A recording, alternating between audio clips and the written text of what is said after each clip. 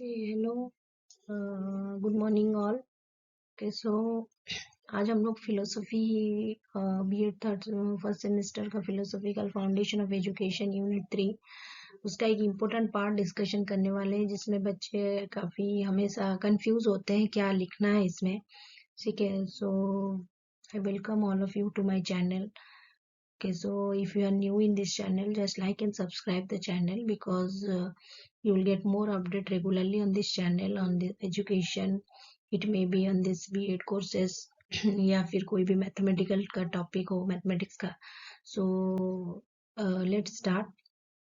सो अभी हम लोग फिलोसफिकल फाउंडेशन ऑफ एजुकेशन जो हमारा हम लोग जानते हैं बीएड फर्स्ट सेमेस्टर का यूनिट 3 का जो पार्ट है, ये मैं आज आपको समझाने वाली हूँ.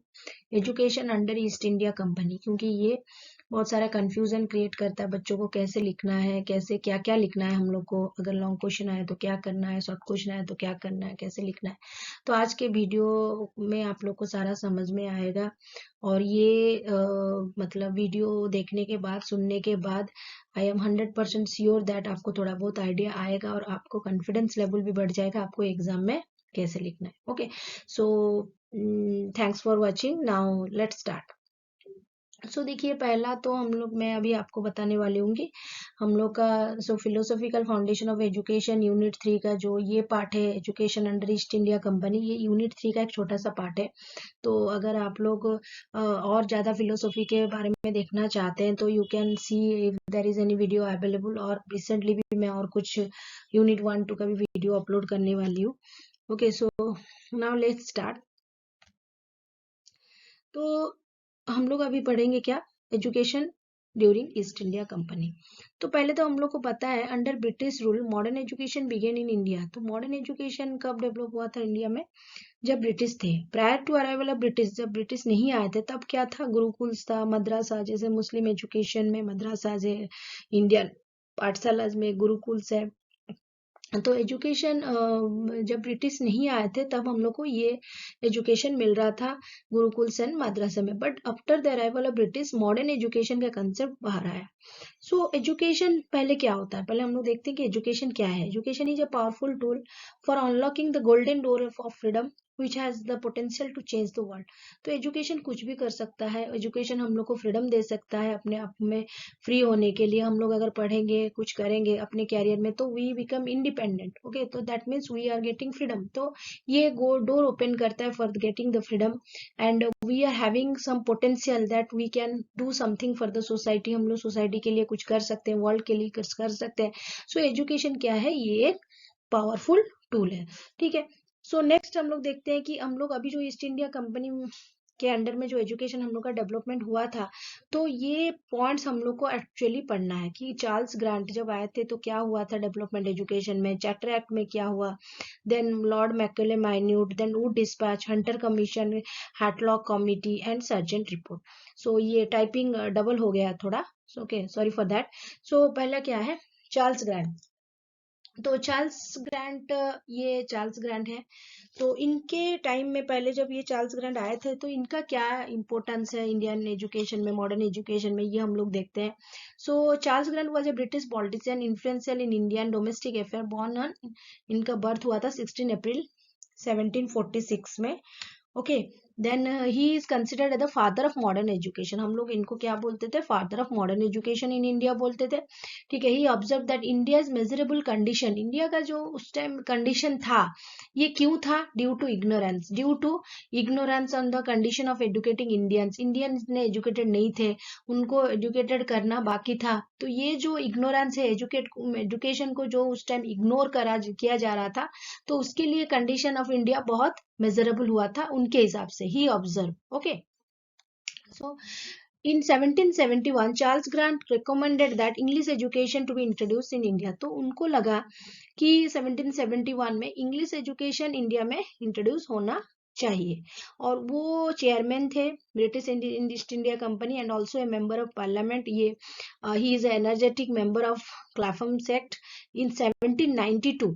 ठीक है, 1771 में तो वो बोले कि इंग्लिश को इंट्रोड्यूस किया जाए इंडियन एजुकेशन में. 1792 में वो कुछ लिखे थे, observation on the state of society among the Asiatic subject of great Britain, ये वो लिखे थे 1792 में। ठीक है, तो चार्टर एक्ट 1833, ये तो हमारा चार्ल्स ग्रांट हो गया। चार्ल्स ग्रांट के बारे में हम लोग देखें कि he is known as the father of modern education. उनका बर्थ प्लेस हम लोग को लिखना है, बर्थ डेट लिखना है, उसके बाद वो क्या थे, प्रोफाइल उनका क्या था, he was a member of British political society. Then यहाँ पे उस टाइम हम लोग लिख सकते हैं कि उनके टाइम में वो ऑब्जर्व किए थे कि जो हमारा कंडीशन है, measurable condition, that is due to the ignorance of modern ignorance of educated Indians. तो ये सारा थोड़ा एजुकेशन के ऊपर मतलब व्यूज आने लगा कि एजुकेशन को कैसे इंपोर्टेंस दिया जाए, किसमें, चार्ल्स ग्रांट ने किया। देन अभी एक एक्ट आया, चार्टर एक्ट 1833। ठीक है, ये क्या है, missionaries of all countries were given permission to preach their religion, उनके रिलीजन को इंपोर्टेंस दिया गया। To end the East India Company monopoly in India, education grant was rate. अब धीरे धीरे एजुकेशन का इंपोर्टेंस बढ़ने गया, तो एजुकेशन जो ग्रांट दिया जाता था गवर्नमेंट की तरफ से, इट रेजेस फ्रॉम 10,000 से 1 lakh. It occupies an important place in the history of Indian education. जो चार्टर एक्ट है, इंडियन एजुकेशन का डेवलपमेंट वहीं से स्टार्ट हुआ, इंपोर्टेंस देना वहीं से स्टार्ट किया गया। So it occupies A important place in the Indian education, जो चार्टर एक्ट 1833 है। देन उसके बाद आया Lord Macaulay minute. Lord Macaulay कौन थे? ठीक है, चार्टर एक्ट में हम लोग देखे कि एजुकेशन का ग्रांट बढ़ा। देन हम लोग कुछ एजुकेशन का डेवलपमेंट धीरे धीरे स्टार्ट करने के लिए कोशिश किया गया। देन लॉर्ड मैक्यूले वो एक he was appointed as a law member of governor general council and chairman of society. And उनका भी कुछ मतलब चेंजेस वो लाना चाहते थे, changes enforce in Indian education. Lord Macaulay minute उसे बोला जाता है। 1835 mark as a pivotal movement in Indian colonial history advocating the promotion of English education. वो चाहते थे इंग्लिश एजुकेशन प्रमोट किया जाए। The trajectories of countries educational landscape को कैसे मॉडिफाई किया जाए, एजुकेशन कैसे बढ़े, वो यही चाहते थे, इंग्लिश को कैसे हम लोग स्प्रेड करें। तो उनका नेक्स्ट पॉइंट क्या था, British education policies colonial India was almost non existent in the first because their sole goal was to make profit through trade and other means. British क्या चाहते थे, उनको एजुकेशन का इतना इंपॉर्टेंट, वो चाहते थे कि कैसे प्रॉफिट हुए। ठीक है, वो चाहते थे प्रॉफिट कैसे करेंगे। Gradually the value of education was recognise, धीरे धीरे उनको लगा कि नहीं, एजुकेशन का कुछ वैल्यू है, हम लोग एजुकेशन, इंडियन एजुकेशन भी डेवलप करेंगे। ठीक है, तो उनका कुछ आइडियाज आने लगा। The learning centre provided instruction in Indian subject, धीरे धीरे इंडियन सब्जेक्ट का टीचिंग दिया गया, संस्कृत, अरबिक, पर्शियन, ये सारा। Then the charter act of 1830 was the country's first concrete step towards, जैसे मैं बताई थी, चार्टर एक्ट क्या है, ये एक पहला स्टेप है जो मॉडर्न एजुकेशन की तरफ जा रहा है। ठीक है, तो नेक्स्ट है लॉर्ड मैक्यूले जब आए थे India as a president of general committee of public instruction June 1834। Orientalist believe that India should be educated in their native language. वो क्या ओरिएंटलिस्ट जो थे वो बिलीव करते थे इंडिया अपने लैंग्वेज में सीखे and taught their own sculptures. एग्नोलिस्ट believe that English education, Anglicist क्या बिलीव करते नहीं, इंग्लिश एजुकेशन ही दिया जाएगा। तो फेमस लॉर्ड मैक्यूले क्या किए, ये जो डिस्प्यूट था कि इंग्लिश दिया जाएगा या अपना रीजनल लैंग्वेज दिया जाएगा, उसको सेटल करने के लिए कोशिश किए। ठीक है, तो limited government resources were to be devoted solely to the teaching of western science and literature English. वो बोले कि नहीं, जब इंग्लिश या इंग्लिश और वेस्टर्न साइंसेज में स्टडी दिया जाएगा तभी गवर्नमेंट का रिसोर्सेज एड मिलेगा। वो लॉर्ड मैक्यूले उस टाइम अपने माइन्यूट में बोले। ठीक है, तो उनका ऑब्जेक्टिव क्या है, वो चाहते थे कि वेस्टर्न एजुकेशन में ज्यादा इन्वेस्टमेंट हो, spending only on western education. Closure, Macaulay wanted the government to spend money only on western education, not oriental और नॉट नेटिव लैंग्वेजेस और native education. Closure of colleges, he advocate that closure of all colleges that taught only eastern philosophy and subject. सारा college जो eastern philosophy taught कर रहा है उसको बंद करो, वेस्टर्न एजुकेशन डेवलप करो। डाउनवर्ड फिल्ट्रेशन थ्योरी, ये एक इंपॉर्टेंट पार्ट है, डाउनवर्ड फिल्ट्रेशन थ्योरी काफी आपके कॉम्पिटेटिव एग्जाम में भी आता है। तो ये downward filtration theory Lord Macaulay जो बोले थे, वो बोले थे कि अभी कुछ इंडियंस को हम लोग को एजुकेट करना है ताकि वो क्या कर सकते, बाकी इंडियन को एडुकेट कर सके। So they should they want to educate only few Indians. वो बोल रहे कि कुछ इंडियन को हम लोग एडुकेट करते हैं, बाकी वो अपने रेस्ट इंडियंस को वो एडुकेट करेंगे। This is known as downward filtration theory. तो उनका कंसेप्ट था Indian by blood but British by taste. वो चाहते थे कि इंडियन कैपेबल हो सके ब्रिटिश को सर्व करने के लिए, उनका इंटरेस्ट, उनको लॉयल होने के लिए, इंडियन ब्रिटिश के लिए लॉयल हो, उनके लिए काम करे। तो वो चाहते थे Indian by blood and colour colour but English by taste opinion moral and intellect, वो वही चाहते थे। तो this is the Macaulay's minute objective. यहाँ पे डाउनवर्ड फिल्ट्रेशन थ्योरी के बारे में कुछ लिखा गया है। सो ये कभी कभी क्वेश्चन आता है। Downward filtration theory was proposed by Lord Macaulay, ठीक है, in minute. According to this theory British thought to educate a few upper class Indians को ये एजुकेट करना चाहते थे, जिनको इंग्लिश समझ में आ रहा है, इंग्लिश पढ़ सकेंगे, इंग्लिश को फॉलो कर सकेंगे, तो वो that this is known as downward filtration theory. Okay, so next part हमारा जो है वुड डिस्पैच। अब क्या हुआ, अब मैकुलर तो माइन्यूट देके चले गए, ठीक है। Then recommendation of Wood dispatch क्या है, तो ये dispatch clearly accept the responsibility of British government of education in India. तो Wood dispatch he had also been secretary of state of India, he has great impact, ये भी education के लिए बहुत सारे काम किए हैं। In 1854 sent dispatch to Lord Dalhousie and governor general. Wood dispatch suggested that primary school must adopt vernacular language. The dispatch he suggested high school also use one Anglo vernacular medium, that English should be a medium for college level education। तो ये सारा उनका कुछ recommendation था। तो impact क्या था उनके टाइम में, ये सारा हुआ था। बॉम्बे, मद्रास, कलकत्ता यूनिवर्सिटी सेटअप हुआ था। Education department in setup in very different provinces. British India agriculture institute at Pusa, Bihar, ये सारा डेवलपमेंट हुआ था। हम लोग इसमें से कुछ डेवलपमेंट लिख सकते हैं। देन इनका फीचर क्या है, vernacular language to be promoted. वो चाहते थे वर्नाकुलर लैंग्वेज प्रमोट हो, नॉट ओनली इंग्लिश एजुकेशन, जैसे मैकुले बोल के गए थे। Education department setup in every province, at least one government school should be opened, government school रहना चाहिए ताकि हर किसी को एजुकेशन मिलना चाहिए। ऐसा नहीं है कि जो अपर क्लास है, जैसे डाउनवर्ड फिल्ट्रेशन थ्योरी में हम लोग पढ़े कि जो अपर क्लास के लोग हैं वही सिर्फ इंग्लिश फॉलो कर सकते हैं, पढ़ सकते हैं according to Lord Macaulay minute. But यहाँ पे वुड क्या बोल रहे हैं कि हम लोग गवर्नमेंट स्कूल से भी खोलना चाहिए, सिस्टमेटिक मेथड ऑफ एजुकेशन एक करना चाहिए। हायर एजुकेशन के बारे में भी उनका कुछ रिकमेंडेशन था। वुमेन एजुकेशन भी डेवलप होना चाहिए, promote female education at all level. Then primary school in villages, Anglo vernacular high school, affiliated school होना चाहिए। English education, English was made the medium of instruction for higher studies. वो बोल रहे हैं कि हायर स्टडीज के लिए हम लोग इंग्लिश यूज कर सकते हैं। वर्नाकुलर एजुकेशन, जो कि नेटिव लैंग्वेज है, कॉमन मासेस जो यूज करते हैं उसको प्राइमरी लेवल में, जैसे एक छोटा सा बच्चा वो अपने घर में जो लैंग्वेज में बात कर रहा है वो स्कूल में जाके वही लैंग्वेज ही पहले समझ सकता है। धीरे धीरे जब हायर स्टडी में जाएगा वो इंग्लिश लैंग्वेज को यूज कर सकता है। तो ये था वुड डिस्पैच का कुछ चेंजेस जो कि लॉर्ड मैकुले से रिफर कर रहा था। टीचर ट्रेनिंग देना चाहिए, ग्रांट देना चाहिए, private enterprise, not only government, private also.